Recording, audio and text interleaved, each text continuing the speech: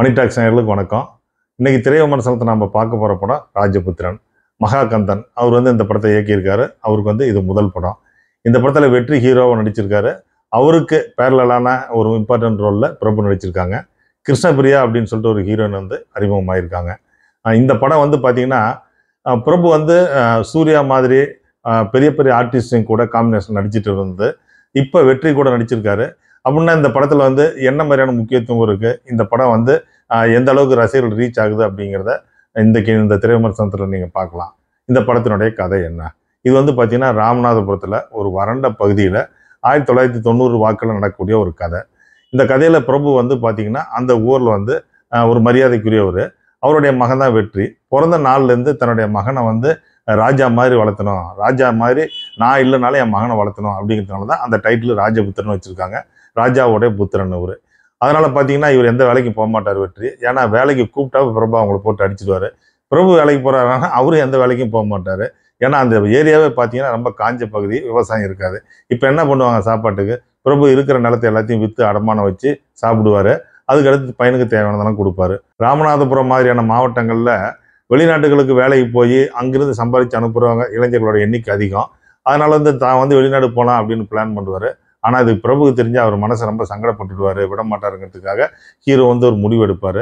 அந்த முடிவு ஹீரோவையும் ஹீரோயினை பிரபை எந்த இடத்துக்கு கொண்டு போய் நிறுத்துது, இதனால இவங்களுக்குள்ள என்ன நடந்தது அப்படிங்கிறதான் இந்த படத்தினுடைய மீதி கதையை. இந்த படத்தில் ஹீரோ வெற்றி, அதுக்கு அடுத்தது பிரபு, கிருஷ்ணபிரியா ஹீரோயின். இவங்க 3 கேரக்டர் தான் படத்தில் நம்ம பார்க்கும்போது நமக்கு தெரிஞ்ச கேரக்டராக இருக்குது. மற்றவங்க எல்லாமே பார்த்தீங்கன்னா வராங்க, வந்துட்டோன்னே மன்சூர் அலிகான் நடிச்சிருக்காரு, லிவிங்ஸ்டன் நடிச்சிருக்காரு, இவங்களாம் நடிச்சிருக்காங்க. அவங்களாம் பார்க்கறதுக்கு இந்த படத்தில் நமக்கு ஒரு மாதிரி இவங்களாம் எப்படி நடித்த ஆர்டிஸ்ட்டுங்க, எப்படி இருந்தவங்க, இவங்களை இந்த கெட்டப்பில் காட்டுறாங்க.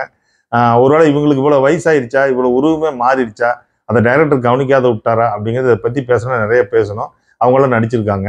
இந்த படத்தில் பிரபு ரொம்ப நாளைக்கு பிறகு இந்த படத்தில் நடிச்சிருந்தாலும் அவருடைய அந்த அழகோ அல்லது அவர் பெர்ஃபார்மன்ஸ்லையோ அவருடைய எமோஷன் சென்டிமெண்ட்லையோ எந்த இடத்துலையுமே குறை வைக்கல, நல்லா ஃபுல்ஃபில்லாக பண்ணியிருக்காரு.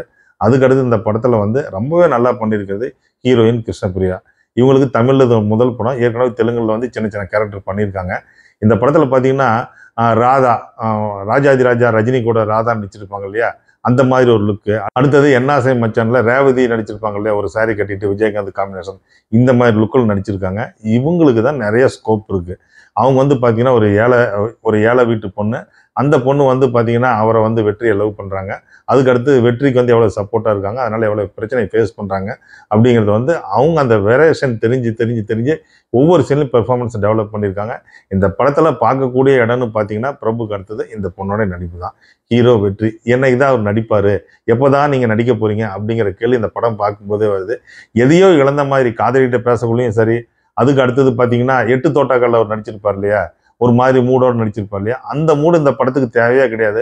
காதலிகிட்ட பேசுறதா இருந்தாலும் சரி, அல்லது அப்பா கூட ரொம்ப அன்பா இருக்கிறதா இருந்தாலும் சரி, அல்லது தங்கச்சி கூட பேசுறதா இருந்தாலும் சரி, எந்த இடத்துலையுமே பார்த்தீங்கன்னா ஒரு வேரியேஷனே இல்லாத, ஒரு வெரைட்டியே இல்லாத ஒரு ஃப்ளாட்டான நடிப்பு கொடுத்துருக்காரு. இதெல்லாம் மாற்றணும். இதெல்லாம் மாற்றினாதான் டைரக்டர் எந்த மாதிரியான கதை எழுதினாலும் அந்த கதைக்கு இவங்க தங்களை மாற்றிக்கிட்டாதான் அடுத்தடுத்த படங்களில் பார்க்கும்போது, அல்லது நம்ம இப்போ கிருஷ்ணபிரியா சொல்கிற மாதிரி இல்லையா, அது மாதிரி நம்மளால் அந்த கேரக்டர் இன்வால்வ் ஆக முடியும், அந்த படத்தை கொண்டாட முடியும். இந்த படத்தில் ஹீரோ வெற்றி தான் அப்படின்னா வில்லன் ஒருத்தரை காட்டியிருக்காங்க. அவர் பார்த்தீங்கன்னா அஜித் நெகட்டிவ் ரோலில் நடித்தா ஒரு மாதிரி மேனரிசம் பண்ணுவார்ல, அது மாதிரி பண்ணிட்டு இருக்காரு அஜித். இவங்கெல்லாம் என்ன மாதிரியான நெகட்டிவ் ரோலில் நடித்தாலும் பார்க்கறதுக்கு ரசிக்கிறதுக்கு ரசிகர்கள் இருக்காங்க. ஆனால் இந்த மாதிரி ஆட்கள் இவங்களுக்கு ஃபர்ஸ்ட் படம் இந்த படம். இந்த படத்தில் பார்த்தீங்கன்னா அவர் பண்ணுற மேனரிசம் இதெல்லாம் பார்த்தா வில்லத்தனம் மாதிரியே தெரியல. நமக்கு பார்த்தா ஏப்பா என்ன ஆச்சு உனக்கு, ஏன் இவ்வளோ ஆர்வமாக பண்ணிட்டு இருக்கிற அப்படிங்கிற மாதிரி நம்மளை கேட்க வைக்குது. அப்புறம் தான் தெரியுது அவர் கன்னடத்தில் தெலுங்குலாம் நடிச்சிட்டு இருக்க ஒரு நல்ல கேரக்டர் ஆர்டிஸ்ட்னு அவரையும் இதில் கூட்டு பண்ணிட்டாங்க. இது காரணம் என்னன்னா இந்த படத்தினுடைய இயக்குனர் மகாகந்தன். இந்த கதை 1990 நடக்குதுன்னா பார்க்குற ஆடியன்ஸு இந்த படம் ரிலீஸ் ஆகுது இன்றைய காலகட்டத்தில். மேக்கிங்கில், மற்ற சீன் மேக்கிங்கில், படத்தினுடைய மேக்கிங்கில் இப்போ இருக்கிற யங்ஸ்டர்ஸுக்கு இவங்களுக்கு பிடிச்ச மாதிரியான ஒரு படத்தை உருவாக்க ஒரு தவறிட்டார்னே தான் சொல்லணும். இந்த படத்தில் பார்த்தீங்கன்னா ட்ராமாவில் அதாவது ஹீரோ வந்துட்டாரு அப்படின்னா ஆமாம்மா வந்துட்டாரு அப்படிம்பாங்க இல்லையா, அது மாதிரி ஹீரோயின் ஒரு ஷாட்டில் வருவாங்க. அதாவது கிருஷ்ணபிரியா வந்துட்டாங்களே, ஹீரோயின் வந்துட்டாங்களே அப்படின்னு அவங்களோட கேரக்டர் நேம் சொல்லுவாங்க.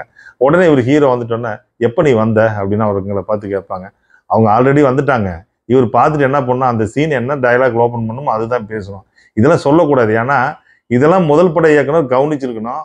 இதெல்லாம் கவனிக்காத விட்டாங்க. இது சொல்லக்கூடிய சங்கடம் நமக்கு இருக்கு. என்ன காரணம்னா அடுத்தடுத்த படங்கள்ல இந்த மாதிரியான சங்கடங்கள்லாம் போக்குங்க.